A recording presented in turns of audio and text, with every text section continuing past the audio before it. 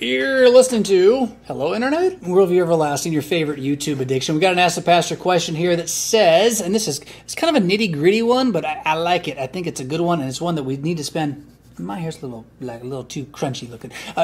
We need to spend a little more time on this these days because I think there's some confusion out there about it. It says, does the sacramental union last beyond the communion service? We'll try to explain what that question means in and of itself. Does it turn back into just bread and wine? Do you keep reserved sacrament in a tabernacle like Catholics? Thanks. Now, interesting, the way you ask the question makes me think that you're not a Lutheran, right? You're asking if we Lutherans do it, like the Roman Catholics do it. And, we'll maybe try to get to that in just a moment. But the sacramental union, what does that mean? This is what we believe happens when the words of institution given to us by Jesus on the night he was betrayed speak about the bread and wine that we now call the Lord's Supper, or we call it the Holy Sacrament, the Mass, you can even call it that.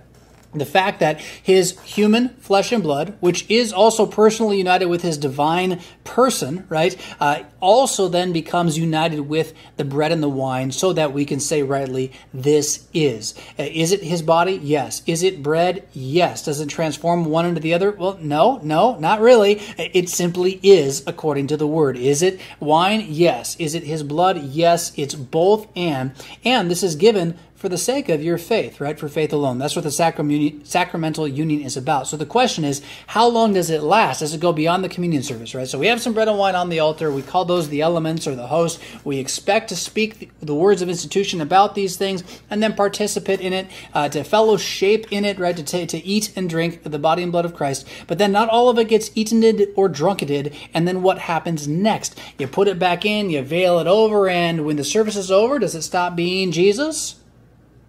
Listen carefully now, because this is why this question is so important. The answer is, I don't know. Anybody who tells you otherwise, of course it stops being Jesus, or of course it stays Jesus. I'm sorry, guys. You're making stuff up. Scripture doesn't say that either way. I mean, I think it stays Jesus, because once he says something is, why would it be not unless he tells us it's not going to? So I'm with you on that one, right? I'm not with the other guys on that one who say, well, I don't think it is. But the thing is, we don't know. We do not have a word for that. Which, what does that mean? That means this is a booby trap. This is a place where we can run into all manner of bad named hootenanny fighting over our own opinions. Which is why, historically speaking, Lutherans have an answer for what to do with the leftover to avoid the problem. It's really cool. So no matter which side of the argument you come down on, we have an answer that can satisfy all of us if we'll just kind of put aside the pride of thinking we know and care about the weaker brother on the other side, right? And so if you want to use the weaker brother language, it's not necessarily the right use of the language. But what the answer is very simple. You don't leave it until after the service. You eat it all, because then there's no question. Is the leftovers Jesus or not? Well, there aren't any leftovers. We ate and drank it all, right?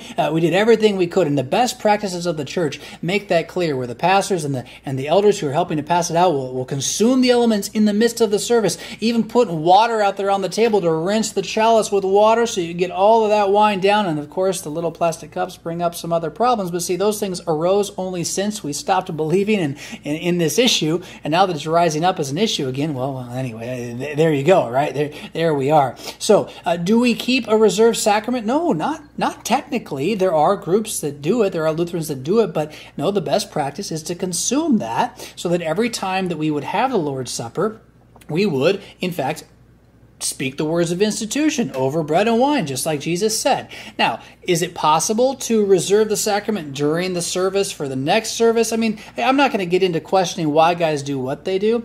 All I'm going to point out is when we start making new things up that are counter to an answer that was given, that enables us to not have an argument, the only possible thing that can happen after this is that we have an argument. So in my mind, the best practice always is going to be the one that avoids the argument over things that aren't commanded or forbidden, which often is going to mean not getting those things, right? So if we're talking about worship and whatnot, and can I have the music I like? Well, if it's going to start a fight, why don't we get rid of all the music, yeah? Because I'm cool with that. Very few people are going to be cool with that these days. I'm totally cool with that. But see, it betrays the issue. Is it really commanded or forbidden? And in this case, right, what is commanded is simply this: take and eat.